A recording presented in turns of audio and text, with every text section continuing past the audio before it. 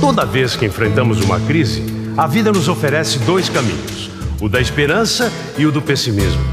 O caminho do pessimismo nos leva a lugares bem sombrios. O alçapão mais perigoso é o que nos lança no conflito, sempre com final trágico para todos. O caminho da esperança e da união é muito diferente, e foi por ele que o Brasil se fez Brasil. E só por ele seremos cada vez mais Brasil. Durante 6 anos, os governos do PT conseguiram retardar a chegada da crise econômica no Brasil. Hoje, o país vive problemas passageiros na economia. E tem gente se aproveitando disso para tentar criar uma crise política. Uma crise política poderia trazer efeitos bem piores do que uma crise econômica. Hoje, há uma pessoa capaz de evitar uma grave crise política no Brasil. Você. Não se deixe enganar pelos que só pensam em si mesmos. Tem gente dizendo que só existe crise no Brasil, mas as manchetes provam que há crise em toda parte.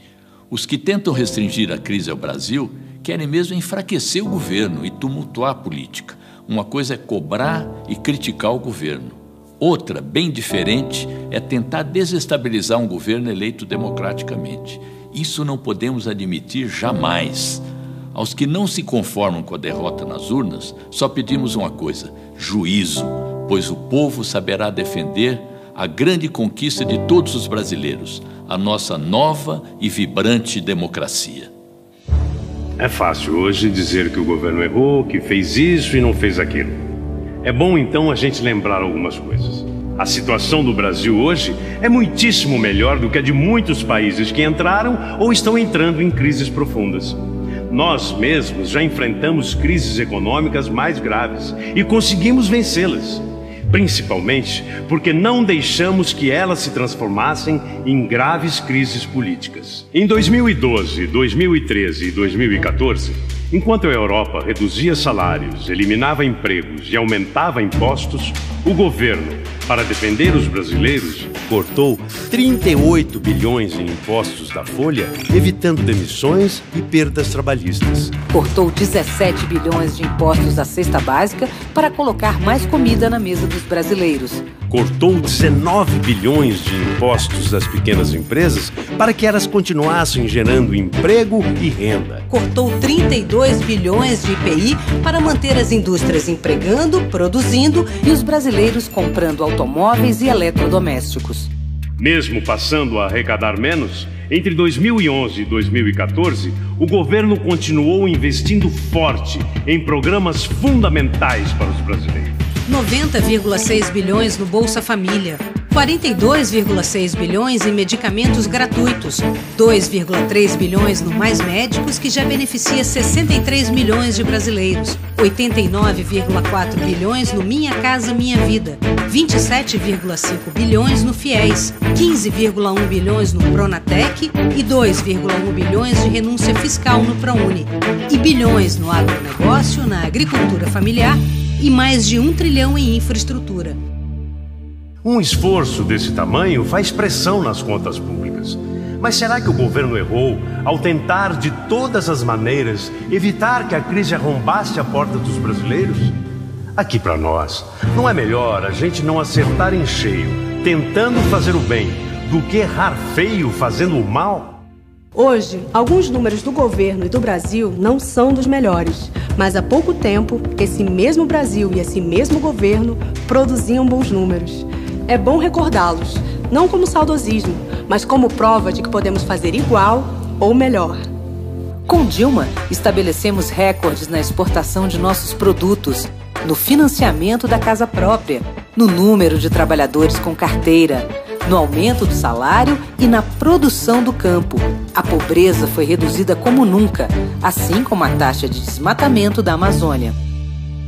Agora, diante de uma nova realidade, o governo luta para manter e recuperar essas e outras conquistas. E como não dá mais para fazer isso sozinho, reparte esforços, corta despesas e amplia investimentos sem perder o foco no desenvolvimento econômico e no avanço social. Quer ver exemplos bem recentes? O plano de investimento em logística, os investimentos recordes no agronegócio e na agricultura familiar, a terceira etapa do Minha Casa Minha Vida e o Programa de Proteção ao Emprego.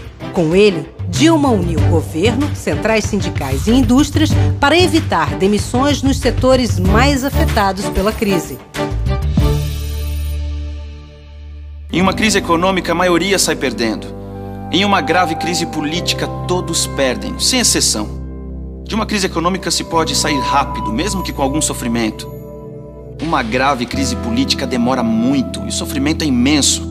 A ditadura militar, por exemplo, foi resultado de uma crise política e durou 21 anos.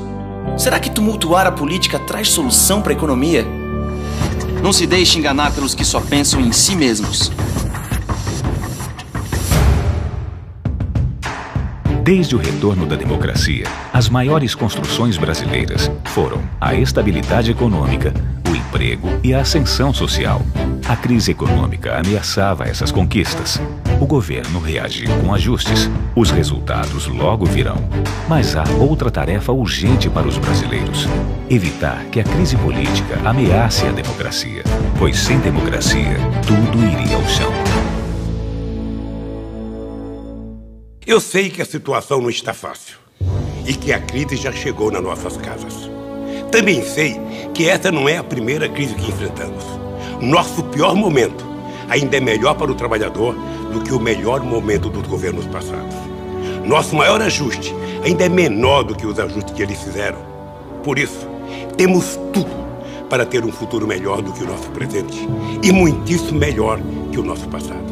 Problemas econômicos se resolvem com políticas corretas e corajosas, não com oportunismo. Eu mesmo fiz um ajuste na economia e depois o Brasil ficou muito melhor. O mais adequado é unir e superar a crise com quem já fez muito. Esse é o caminho mais rápido para melhorar a educação, controlar a inflação, gerar mais empregos e garantir um futuro melhor para todos. É mais fácil chegar a um porto seguro com quem já foi capaz de enfrentar a crise e fazer o Brasil avançar da tormenta, sempre protegendo os que mais precisam. Qualquer governo, qualquer partido vive bons e maus momentos, comete erros e acertos. É bom recordar os erros para que eles não aconteçam mais, mas também é bom lembrar que juntos criamos um novo Brasil. Vencemos a fome e a miséria, elevamos a renda de milhões, fizemos mudanças esperadas há décadas. Um país que chegou onde chegamos tem tudo para superar qualquer crise na economia. Basta acreditar. Estamos em um ano de travessia e essa travessia vai levar o Brasil a um lugar melhor. Estamos atualizando as bases da economia e vamos voltar a crescer com todo o nosso potencial, com preços em baixa, emprego em alta e saúde e educação de mais qualidade. Quem pensa que nos falta energia e ideias para vencer os problemas está enganado. Sei suportar pressões e até injustiças. Eu tenho o ouvido e o coração neste novo Brasil que não se acomoda, que não se satisfaz com pouco, que passou a esperar e a exigir muito dos governos e das empresas, dos hospitais e das escolas, da política, da justiça e, sobretudo, de si mesmo. Neste novo Brasil, nenhum governo, nenhum governante pode se acomodar, muito menos uma pessoa como eu. Sei que muita coisa precisa melhorar. Tem muito brasileiro sofrendo, mas juntos vamos sair desta. Tenho o ouvido e o coração nos que mais precisam e nos que vivem do suor do seu trabalho. Estou do lado de vocês. Este é o meu caminho. Por ele seguirei. Caminhar, sim, sem medo de corrigir os erros, mas sem perder o rumo, sem nunca mudar de lado, sempre junto do povo, sempre ao lado dos mais fracos. Nos últimos tempos, começaram a dar uma nova utilidade às panelas. A gente não tem nada contra isso. Só queremos lembrar que fomos o partido que mais encheu a panela dos brasileiros. Se tem gente que se encheu de nós, paciência. Estamos dispostos a ouvir, corrigir, melhorar. Mas com as panelas, vamos continuar fazendo o que a gente mais sabe: enchê-las de comida e de esperança. Esse é o panelaço que gostamos de fazer pelo Brasil. PT.